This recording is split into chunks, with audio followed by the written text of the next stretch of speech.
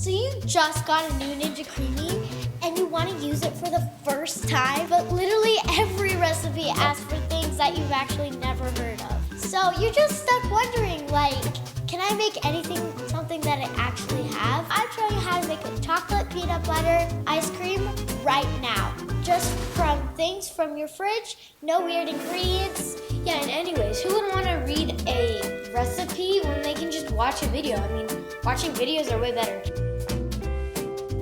Let's start with a safe bet, chocolate and peanut butter.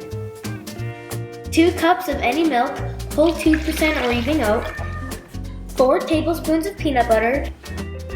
Okay, here we go! 2 tablespoons of chocolate syrup, the kind you use for chocolate milk, a pinch of salt.